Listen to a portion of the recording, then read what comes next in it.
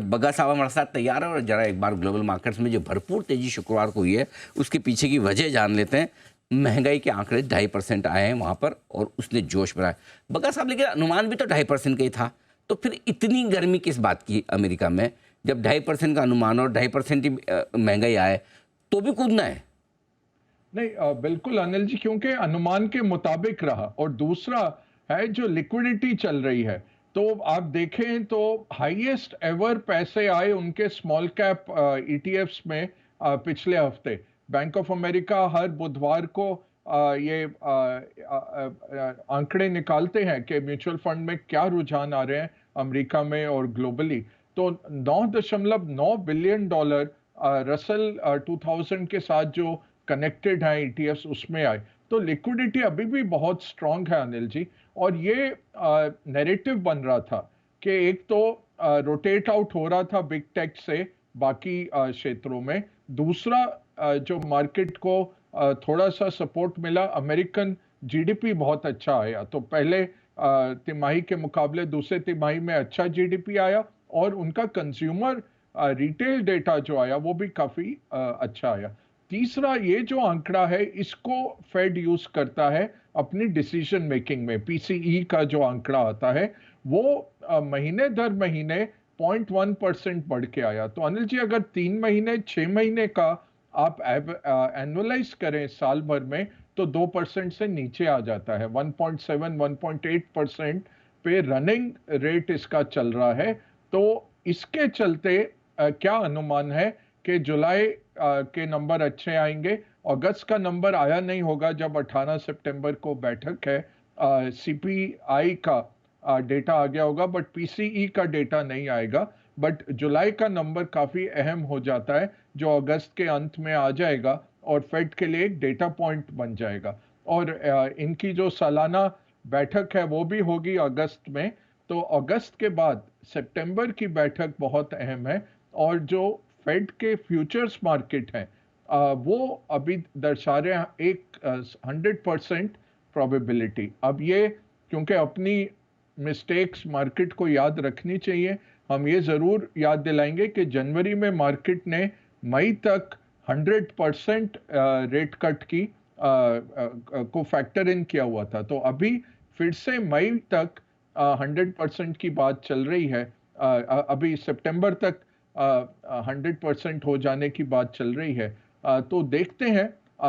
इस हफ्ते अनिल जी 3 अहम सेंट्रल बैंक्स की बैठक है, bank of Japan, bank of England और फेड। फेड से ज्यादा कुछ नहीं आएगा। वो कहेंगे अच्छा प्रोग्रेस हुआ है, बट अभी सितंबर का कॉल मेरे ख्याल से नहीं दे पाएंगे, क्योंकि ट्रंप ने भी काफी इस पे पॉलिटिकल बना दिया है। पॉलिटिशियन से सेंट्रल बैंक्स नहीं इफेक्ट होते। बट मुझे लगता है बोलेंगे कि अभी जुलाई अगस्त का डेटा देख लेते हैं, फिर हम मशवरा करेंगे।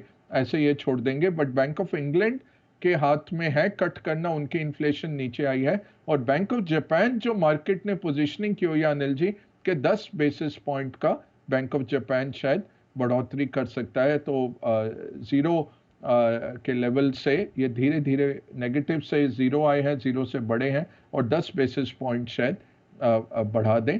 नहीं बढ़ाएंगे तो बॉन्ड बाइंग थोड़ा कम कर सकते हैं, जिससे वही इम्पैक्ट फिर से आ जाएगा। और इसका एक सूचक है हमारे लिए कि येन कहाँ जा रहा है। तो 162 का जो येन हो गया था, 38 साल के लो लेवल्स पे आ गया था, उससे भी नीचे जाके अब फिर से बढ़ा है और इंटरवेंशन भी हुई।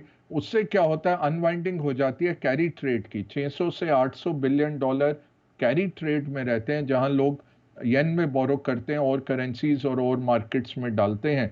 अब जब येन अप्रिशिएट होता है, वो ट्रेड बड़ी जल्दी से डिसऑर्डरली वे में हो जाती है अनवाइंड। वही पिछले हफ्ते का कारण था जो 7-8 दिन मार्केट गिरा। अब लग रहा है कि यहाँ से मार्केट संभल के थोड़ा और आगे बढ़ने की कोशिश करेंगे। अगर सब बहुत सिंपल सा सवाल है आपके लिए, आजकल हमने डिसाइड किया आपसे मुश्किल सवाल नहीं पूछेंगे। बताएं सर, कितने रेट कट, 1, 2 या 3 अमेरिका के? नहीं, इसमें सब गलत रहते हैं तो बहुत आसान है इसका देना। पिछले सितंबर से 6 रेट कट बोल रहे थे, इस साल कुछ नहीं हुआ। अब सितंबर में क्रॉल कर के आ रहे हैं शायद एक रेट कट। तो अनिल जी 2 से 2.5 फैक्टर्ड इन है मार्केट में, बट मार्केट्स यही कह रहे हैं कि अभी पता नहीं, जुलाई में तो कुछ वो बोलेंगे नहीं ज्यादा, तो हाथ धो लेते, 3 ही लगा देते। तो अगर आप ये फेड फ्यूचर्स देखें जो उनके स्वैप्स दर्शा रहे हैं कि सितंबर से 12 महीने में लगभग 1.25% रेट कट हो जाता है, तो 85% की प्रोबेबिलिटी है कि 4% पे रेट आ जाएगा 12 महीने सितंबर से। तो वो काफी उम्मीद कर सकते हैं कि 4 से 5 रेट कट आ रहे हैं। अब सितंबर में शुरू होते हैं या दिसंबर में, ये देखना पड़ेगा। अब ये भी है अनिल जी, बैठक तो कल शुरू हो रही है, बट बैंक ऑफ जापान की बैठक भी शुरू है और उनका निर्णय थोड़े घंटे पहले आ जाएगा।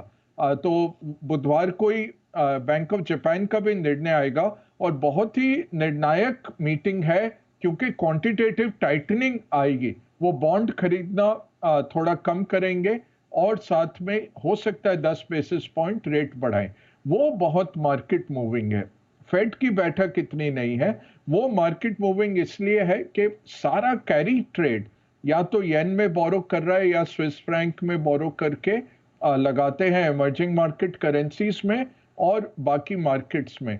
तो वो अनवाइंड हुआ पिछले 6-7 दिनों में, बहुत जबरदस्त अनवाइंड हुआ, क्योंकि 2.5% येन डॉलर के मुकाबले स्ट्रॉन्ग भी हुआ और ये जो प्रोबेबिलिटी बढ़ती गई कि शायद ये रेट हाइक आ रहा है बैंक ऑफ जापान से, इसका एक इम्पैक्ट आया। तो जापानीज मार्केट करेक्शन टेरिटरी में आया, आज 2% ऊपर है। और साथ में हमने देखा मेक्सिकन पेसो से लेकर ऑस्ट्रेलियन डॉलर, कितनी करेंसियां गिरी क्योंकि ये कैरी ट्रेड पूरा अनवाइंड होना शुरू हुआ अनिल जी। परफेक्ट। तो ये है आपके लिए पूरा का पूरा रेट कट को लेकर 2.5 रेट कट। ये पहली बार ही सुना मैंने, 2.5 रेट कट कैसे होंगे? 2.5 का सिग्निफिकेंस 2 ही जगह सुना है, एक ये रेट कट में, उससे पहले वो चेस में घोड़ा, हाँ 2.5 कदम। तो सर ये फेड का घोड़ा 2.5 कदम चलेगा? क्या होता है अनिल जी, ये फेड फ्यूचर्स ना मार्केट पार्टिसिपेंट्स की जो पोजीशनिंग है उससे बनते हैं। तो वो कई बारी ये 12.5-15 बेसिस पॉइंट का भी फर्क आ जाता है, इसलिए 2.5 का। तो 2 से 3 के बीच में है। ज्यादा उम्मीद यही है सितंबर में एक कट और फिर देखेंगे, और यूएस इलेक्शंस हो जाने देंगे, फिर दिसंबर में दूसरा रेट कट करेंगे। ज्यादा उम्मीद नहीं है अनिल जी। ठीक बात है।